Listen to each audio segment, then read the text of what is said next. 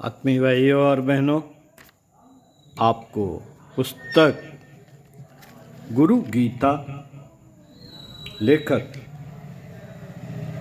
निवेदक डॉक्टर प्रणव पांड्या, लेखक ब्रह्मवर्चस्व, पुस्तक के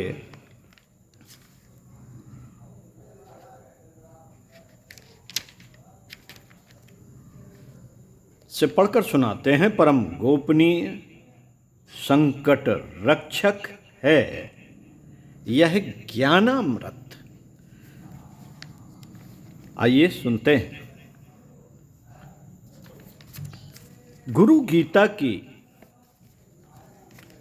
मंत्र महिमा शिष्य साधकों के अस्तित्व में घुलती जा रही है। शिष्य इस गुरु भक्ति कथा में स्वयं को बार बार रसमग्न होता हुआ अनुभव करते हैं। इसकी प्रत्येक पंक्ति उनके अंतस की गुरु भक्ति को आंदोलित, आलोकित करती है। अपने सद्गुरु के स्मरण के साथ उनके भाव सघन होते हैं और उनकी श्रद्धा परिपक्व व प्रगाढ़ होती है।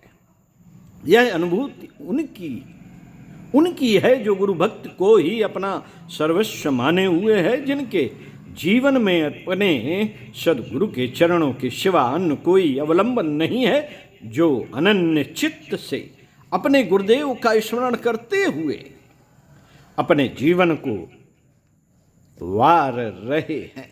ऐसे गुरु भक्तों के लिए गुरु तत्व का चिंतन, चर्चा, इसका मनन व ध्यान ही सब कुछ है। इनके लिए गुरुदेव ही जीवन का प्रथम एवं अंतिम छोर है। इनकी साधना सद्गुरु से प्रारंभ होकर सद्गुरु में ही समाप्त होती है।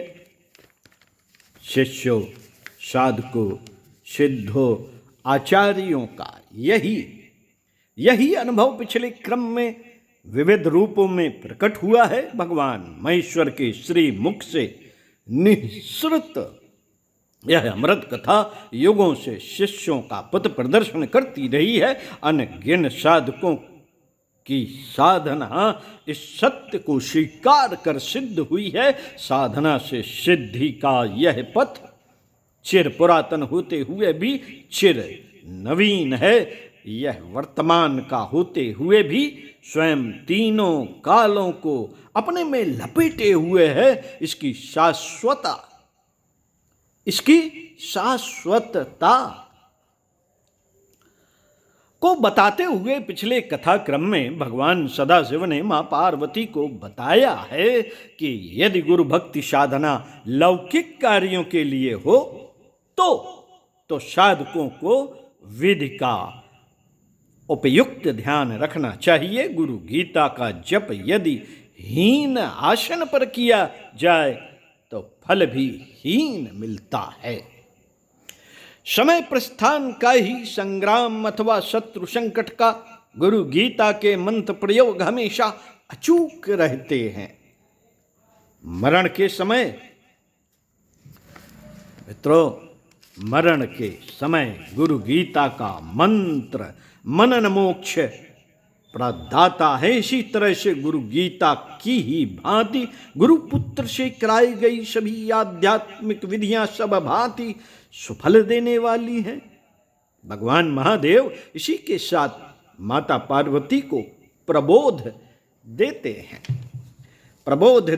हैं कि इस महिमामय ज्ञान को, इसकी गोपनीय विधियों को यत्न पूर्वक संभाल कर रखना चाहिए।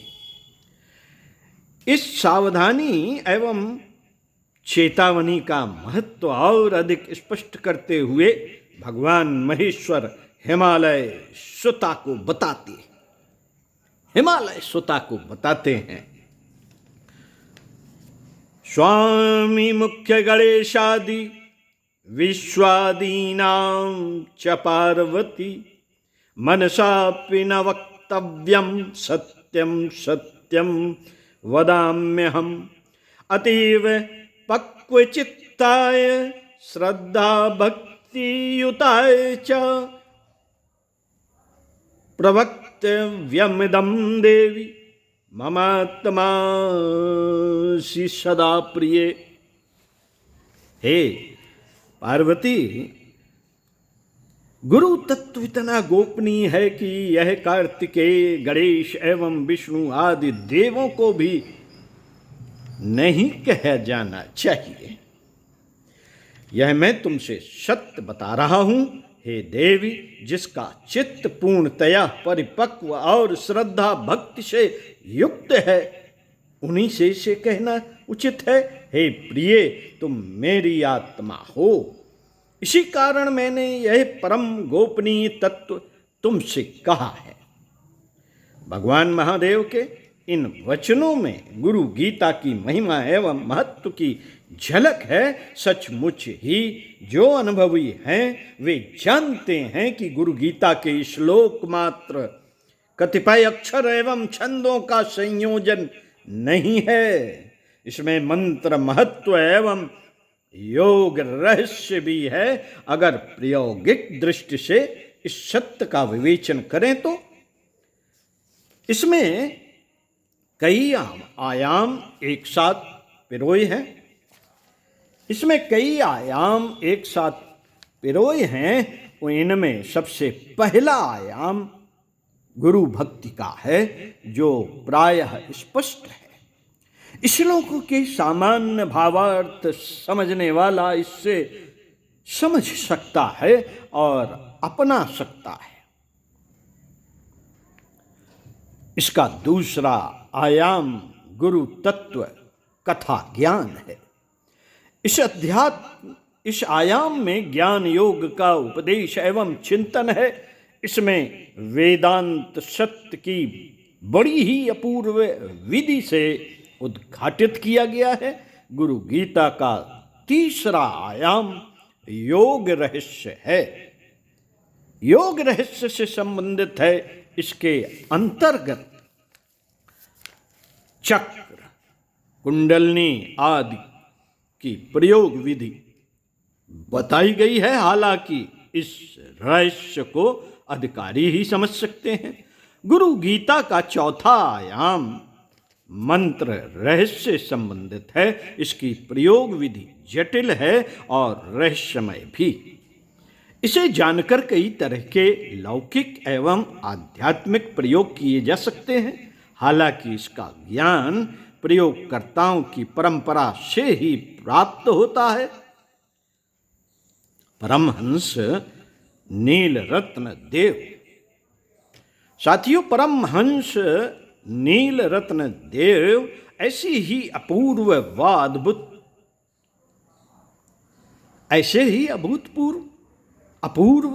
अद्भुत साधक थे। उन्हें योग एवं तंत्र की पारगामिता प्राप्त थी। वे हठ की प्रक्रियाएं जितनी सुगमता से करते थे, राजयोग में वर्णित समाधि की विविधताएं भी उन्हें उतनी ही सुगम थी। तंत्र की जटिल क्रियाओं को वे बड़ी ही सहजता से करते थे। 10 महाविद्याओं के सिद्ध साधक थे वह। 10 महाविद्याओं के सिद्ध साधक थे वह। भगवती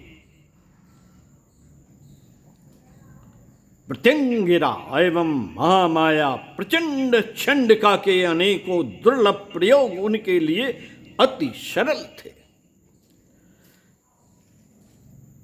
अथर्वर्ण तंत्र तो उन्हें सिद्धहस्त था। अनेकों राज मुकुट उनके चरणों में झुकते थे। भारत देश के कितने ही राज परिवार उनकी कृपा के लिए आतुर रहते थे,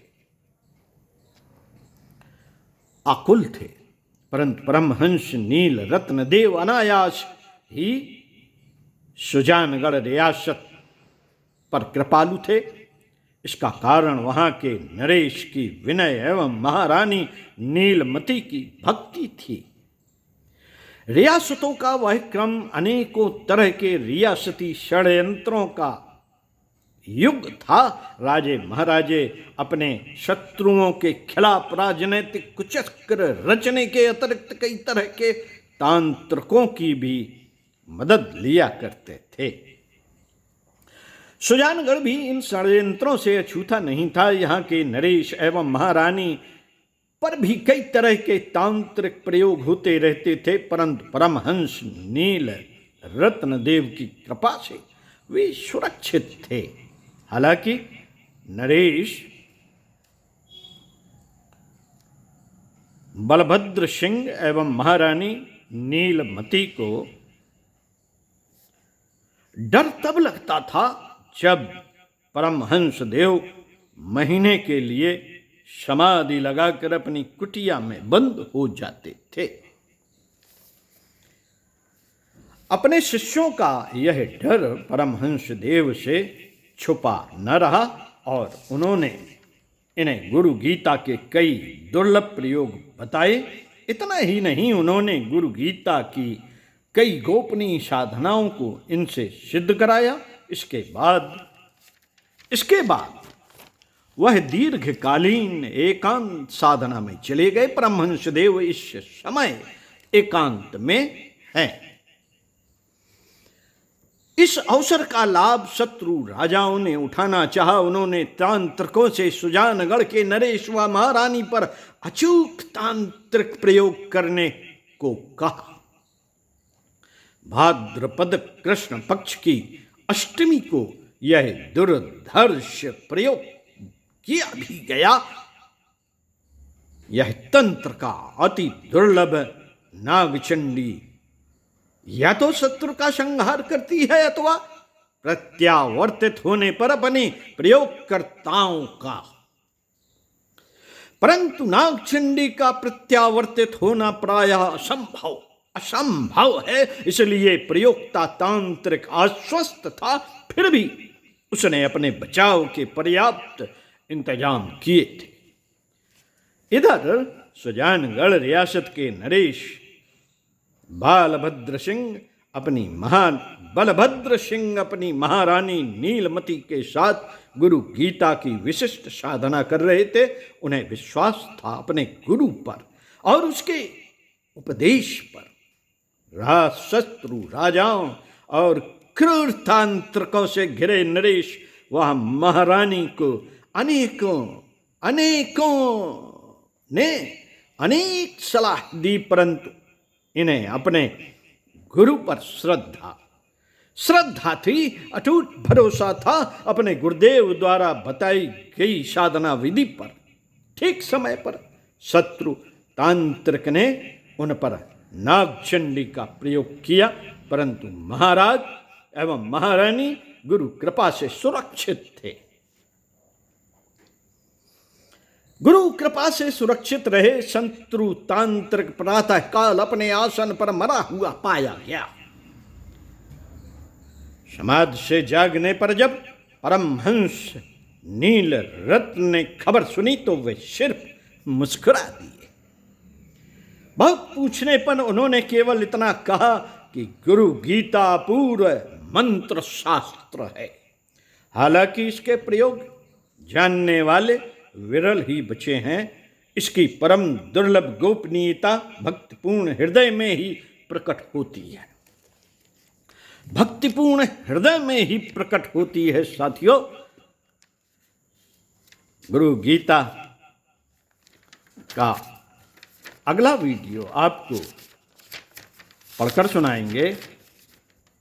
शायद ये आखिरी वीडियो हो इस पुस्तक का।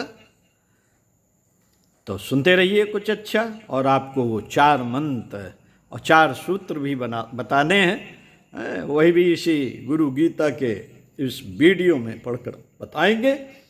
तो सुनते रहिए कुछ अच्छा और पढ़ते रहिए कुछ अच्छा। ओम शांति।